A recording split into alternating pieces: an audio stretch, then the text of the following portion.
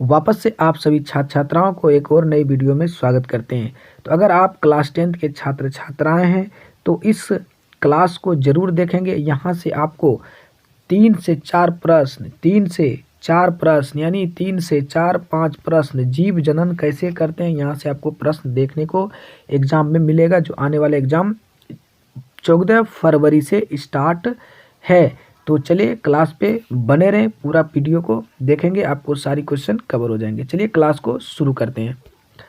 पहला प्रश्न कह रहा है कि पौधे में जनन अंग कहाँ पाए जाते हैं। पौधे में जो जनन अंग कहाँ पाए जाते हैं? तना में, जड़ में, पुष्प में, फल में।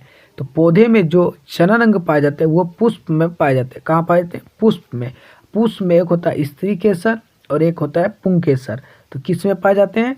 स्त्री केसर में पाए जाते हैं। पुष्प के स्त्री केसर में पाए जाते हैं। तो यानी कि एक का ऑप्शन सी सही हो जाएगा। एक का क्या सही हो जाएगा साथियों? सी सही हो जाएंगे। चलिए अगला प्रश्न कि पूर्ण विकसित अंडाशय कहलाता है। तो बीजांड, बीज, फल कोई नहीं। तो पूर्ण विकसित अंडाशय कहलाया जाता है, फल कहलाया जाता है। ऑप्शन सी सही है, यानी कि 2 नंबर का ऑप्शन सी सही है। चलिए अगला प्रश्न कह रहा है कॉपर लुटियम से स्रावित हार्मोन होती है। जो कॉपर लुटियम से उससे कौन सी हार्मोन निकलती है? एस्ट्रोजन, म्यूकस, प्रोटेस्टेरोन, स्टेरोन। कौन निकलते हैं? प्रोजेस्ट्रॉन। क्या निकलते हैं? प्रोजेस्ट्रॉन। यानी कि 3 का सी सही हो जाएंगे। चलिए अगला प्रश्न देखते हैं। 4 नंबर में कह रहे निम्नलिखित में कौन लैंगिक जनन संचारित है? तो लैंगिक जनन क्या है?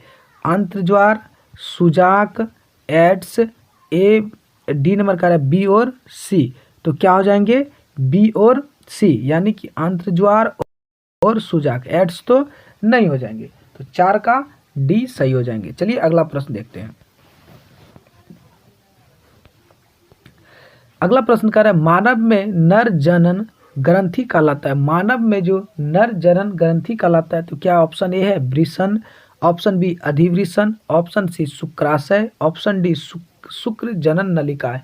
तो इसमें क्या हो जाएंगे? वृषण हो जाएंगे, यानी 5 का बी ए सही है। चलिए अगला प्रश्न देखते हैं। 6 नंबर कह रहा है यौन परिपक्वता की अवधि को कहते हैं। यौन जो है, यौन परिपक्वता की अवधि कहलाता है, क्या कहलाता है? किशोरावस्था, यौवन आरंभ, वृद्धा, या इनमें से कोई नहीं। तो क्या कहलाता है? यौवन आरंभ, यानी यौवना आरंभ, यानी 6 का बी सही हो जाएंगे। चलिए अगला प्रश्न देखते हैं। अगला प्रश्न कह रहा है कि बीज विकसित होता है। तो बीज जो है विकसित कहाँ पे होता है? परागकोश से, अंडाशय से, पुंकेसर से, बीजांड से। तो कहाँ से होता है? बीजांड से होता है, यानी 7 का सी सही है। चलिए अगला प्रश्न देखते हैं। 8 नंबर कह रहा है भ्रूण का विकास होता है। तो भ्रूण का जो विकास होती है वो कहाँ होती है? कह रहा है अथवा में कह रहा है मानव भ्रूण का विकास निम्नलिखित में किस अंग में होती है? तो भ्रूण जो होती है छोटा सा बच्चा का एक पहला विकसित होता है, तो वो जो है कि सर्वक्ष में होता है, यहाँ पे नहीं होता है। गर्भाशय में यहाँ पे देखते हैं, अंडाशय में यहाँ पे देखते हैं, अंडवाहिका में। तो भ्रूण का जो विकास होता है वो गर्भाशय में होता है। कहाँ होता है? गर्भाशय में। और ये कहाँ पाया जाता है? महिलाओं में पाया जाता है। चलिए अगला प्रश्न 9 नंबर को देखते हैं हम लोग साथियों। आप वीडियो पे बने रहेंगे, आपको पूरा महत्वपूर्ण क्वेश्चन हम आपको कराएंगे जो एग्जाम में पूछे जाएंगे। चलिए अगला प्रश्न कह रहा है 9 नंबर कह रहा है अंडाणु निषेचन होता है। अंडाणु निषेचन कहाँ होता है? योनि में, या गर्भाशय में, या अंडाशय में, या फैलोपियन नलिकाएं में। तो अंडाणु जो निषेचन होता है वो होता है गर्भाशय में। कहाँ होता है?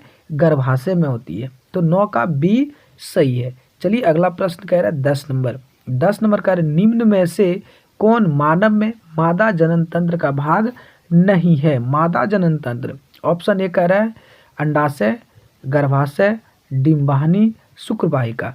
तो मादा कह रहा है कि मानव में मादा जनन तंत्र का भाग नहीं। अंडाशय भाग है, गर्भाशय भी भाग है, डिंबवाहिनी भी भाग है, तो शुक्रवाहिका नहीं है। तो 10 का सी सही हो जाएंगे। चलिए अगला प्रश्न देखते हैं। 11 नंबर प्रश्न कह रहा है कि एक लिंग पादप का उदाहरण है। तो क्या है? पपीता, सरसों, उड़हल कोई नहीं। तो एक लिंग पुष्प का उदाहरण है, तो उड़हल का है। किसका है? उड़हल का। ऑप्शन सी सही हो जाएंगे। चलिए अगला प्रश्न 12 देखेंगे। 12 का फूल में नर जनन अंग होता है, पुंकेसर, अंडप, वर्तिकाग्र, वर्तिकाग्र। तो हम बताए थे कि फूल में नर जनन अंग होता है पुंकेसर और मादा जनन होता है स्त्री केसर। ये फूल के दो भाग होते हैं। आप लोग अड़हुल का फूल देखेंगे, उसमें बिंदा बिंदा टाइप का होता है। चलिए अगला प्रश्न देखते हैं 13 नंबर। अगला प्रश्न कह रहा है 13 नंबर कह रहा है कि द्विखंडन, क्या कह रहे हैं साथियों? द्विखंडन होता है अमीबा में, पैरामीशियम में, लिमेशियम में, इनमें से सभी। तो द्विखंडन जो होती है वो किस में होती है? अमीबा में। अमीबा जो है अपना कभी भी प्रजनन करता है तो वो कर जाता है, आधे में टूट जाता है, तो उसे हम लोग क्या बोलते हैं? द्वि। 14 नंबर प्रश्न कर रहा है परागकण निम्न में से किसके अंदर बनते हैं? तो किसके अंदर बनते हैं? परागकोश, अंडाशय, वर्तिकाग्र, पत्तियां। तो परागकण निम्न में से किसके अंदर बनता है? तो किसके अंदर बनता है? परागकोश के अंदर बनता है, यानी 14 का ए सही है। चलिए अगला नंबर 15 नंबर। निम्नलिखित में से किसमें द्विखंडन नहीं होता है? तो अमीबा में, पैरामीशियम में, ईस्ट में, युगलिना में। तो द्विखंडन किसमें नहीं होता है? तो ईस्ट में नहीं होता, पेरीमीशियम में होता है, अमीबा में होता है, पैरामीशियम में होता है और युगलिना में होता है। तो ईस्ट में नहीं होता है। चलिए अगला प्रश्न देखते हैं 16 नंबर। 16 नंबर का रहा प्रश्न, निम्नलिखित में से कौन एक उभयलिंग जंतु है? तो केचुआ, कुत्ता, बिल्ली, बकरी। तो कुत्ता में भी लिंग होती है, बिल्लियां में भी होती है, बकरी में भी होती है। तो उभयलिंग कह रहे थे, किस में हो जाएंगे? केचुआ नहीं हो जाएगा। क्या सर? केचुआ। कह रहे निम्न में कौन एक उभयलिंग जंतु है? तो क्या है? केचुआ हो जाएंगे। चलिए ऑप्शन ए सही है। चलिए 17 नंबर हम लोग देखते हैं। 17 नंबर कह रहा है कि अमीबा में अलैंगिक जनन किस विधि द्वारा होता है? तो मुकुलन द्वारा, विखंडन द्वारा, बीजाणु जनन द्वारा, इनमें से सभी। तो अमीबा में जो अलैंगिक जनन किस विधि द्वारा होती है? तो किस विधि द्वारा होती है? विखंडन के द्वारा होती है, यानी ऑप्शन बी सही है। चलिए अगला प्रश्न देखते हैं। अगला प्रश्न कह रहा है पुष्प का नर भाग को क्या कहते हैं? पुष्प का नर भाग को क्या कहते हैं? पुष्प का जो नर भाग होती है उसे हम लोग क्या कहते हैं? यहाँ पे थोड़ा सा ध्यान दीजिएगा। पुष्प का नर भाग को हम लोग क्या कहते हैं? तो क्या कहते हैं साथियों? तो ऑप्शन ए जयांग, दलपुंज, पुमंग और बाह्य दलपुंज। साथियों बाह्य दलपुंज जो होती है पुष्प का बाहरी भाग को बाह्य दलपुंज कहते हैं, और दूसरा होते हैं दलपुंज उसे कहते हैं जो पुष्प के भीतरी भाग है। जयांग जो होती है उससे भीतरी भाग, लेकिन क्या होते हैं? पुमंग। तो पुष्प का नर भाग क्या होती है? पुमंग होती है। ऑप्शन सी सही है। चलिए अगला प्रश्न 19 नंबर हम लोग देखते हैं।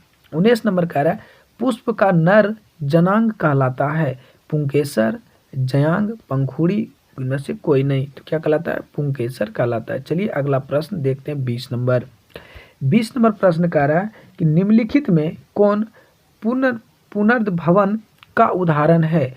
यानी पुनर्भवन का उदाहरण क्या है? तो पुनर्भवन का उदाहरण जो होती है वो किस में होती है? हाइड्रा में, अमीबा में, स्पराइगोरो में, इनमें से कोई नहीं। तो 20 का क्या हो जाएंगे? बी सही हो जाएंगे। चलिए अगला प्रश्न 21 नंबर। 21 नंबर प्रश्न कर रहा भ्रूण को माँ के रुधिर से ही पोषण मिलता है, इसके लिए एक किशोरावस्था संरचना होती है जिसे हम लोग कहते हैं, क्या कहते हैं? प्लेसेटा, क्या कहलाते हैं? प्लेसेटा कहलाते हैं, यानी अकेश का सी नंबर सही हो जाएंगे। चलिए अगला प्रश्न देखते हैं हम लोग। अगला प्रश्न कह रहा है कि अलैंगिक जनन मुकुलन द्वारा होता है, तो किसके द्वारा होता है? Amoeba, yeast, plasmodium, leishmania. तो क्या होता है? प्लाजियामोडियम में के द्वारा होता है, यानी 22 का सी नंबर सही हो जाएंगे। चलिए अगला प्रश्न देखते हैं हम लोग।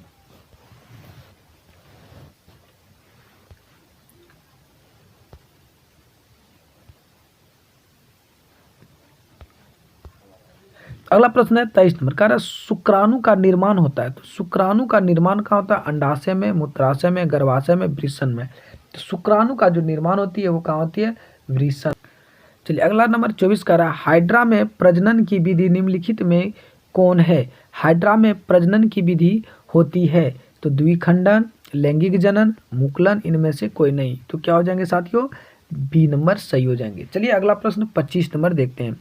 25 नंबर का है, पुष्प का कौन सा भाग परागकण बनता है? तो कौन सा भाग बनता है? पुंकेसर। क्या बनता है? पुंकेसर। चलिए अगला प्रश्न 26 का रहा, पराग कोश में पाया जाता है। पराग कोश में पाया जाता है तो पराग कोश में क्या पाया जाता है? पराग कण पाया जाता है। चलिए अगला प्रश्न देते हैं 27 का रहा, इनमें कौन अलैंगिक जनन की विधि है? तो विखंडन भी अलैंगिक जनन है, मुकुलन भी है, द्विखंडन भी है, सभी हो जाएंगे, यानी कि 27 का डी हो जाएंगे, ऑप्शन डी सही है। अगला प्रश्न का रहा 28 नंबर। 28 का रहा प्रश्न की निम्नलिखित में नर युग्मक कौन होती है? तो नर युग्मक क्या होता है? शुक्राणु होती है। कर फूल में नर जनन अंग होता है तो फूल में नर जनन अंग होता है जिसको हम लोग कहते हैं पुंकेसर कहते हैं। चलिए अगला प्रश्न 30 नंबर देखते हैं। अगला प्रश्न 30 नंबर कह रहा है कि पुष्प पौधे में लैंगिक जनन कहलाता है फूलों के द्वारा। किसके द्वारा? फूलों के द्वारा। अगला प्रश्न कह रहा है 31 नंबर, मनुष्य के युग में गुणसूत्र की संख्या होती है तो कितना होती है? 23 जोड़ी। कितना होती है? 23 जोड़ी। गुणसूत्र की बात करें तो क्या होती है? 46 गुणसूत्र होता है और जोड़ी में 23 जोड़ी होती है। कितना होती है? 23 जोड़ी में होती है और मनुष्य में गुणसूत्र की संख्या कितना होती है? तो 46 होती है। ऑप्शन बी और ए दोनों सही है। ये जोड़ी में कहेगा तो 23, अगर गुणसूत्र की संख्या पूछेगा तो 46। तो चलिए साथियों, आप लोगों ने 31 प्रश्न को देखा, इसमें से आप कितना सही किए आप कमेंट बॉक्स में जरूर जवाब देंगे। वापस से फिर मिलेंगे हम लोग एक नए वीडियो के साथ, नए ऊर्जा के साथ। तब तक के लिए धन्यवाद।